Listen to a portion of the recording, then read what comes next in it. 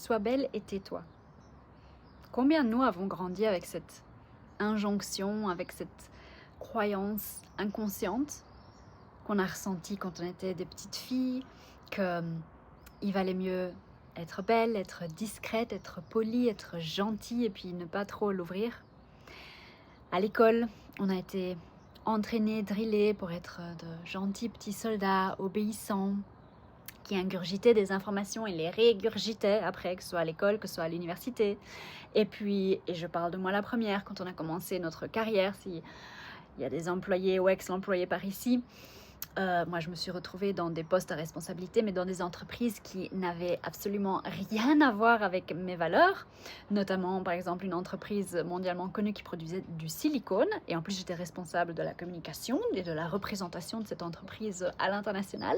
Et tout ça en fait parce qu'on est programmé à se conformer, programmé à obéir, programmé à rentrer dans un moule et programmé surtout à bien la fermer, à ne pas faire de vagues. Et clairement, à l'époque, j'étais complètement brainwashée. Et aujourd'hui, je le vois encore avec certaines personnes, certains amis que je côtoie, et je me rends compte, waouh, j'étais comme ça en fait. Donc il n'y a aucun jugement, mais je me rends juste compte de la distance que j'ai prise. Et que moi aussi, j'étais complètement brainwashée. Je n'étais pas fidèle à moi-même, fidèle à mes valeurs, fidèle à ce que j'avais envie de faire dans ce monde. Et si tu es coach, thérapeute, que tu accompagnes, que tu te mets en avant toi-même pour X raisons, eh bien c'est hyper important que tu reviennes à ça et que tu oses sortir de ce rôle de la petite fille qui ressent encore peut-être aujourd'hui sois belle et tais-toi. Il faut absolument que tu casses ce schéma et que tu oses t'affirmer, que tu commences à oser t'exprimer, oser montrer qui tu es réellement en dessous de ces anciens schémas, en dessous de cette façade peut-être que tu as encore.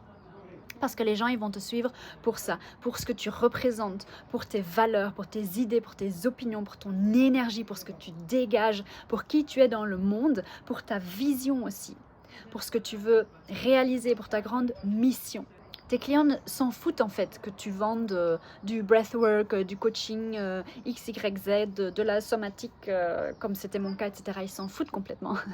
Ce avec quoi ils accrochent, c'est toi, c'est ton parcours, c'est tes valeurs, c'est ton énergie, c'est la croyance, la confiance et l'embodiment, l'incarnation de ce que tu fais. Donc invitation à oser t'exprimer, oser te mettre en avant. Oui, oser aussi te mettre en porte-à-faux, ça va avec. C'est le jeu, j'ai envie de dire, et rayonner ta lumière.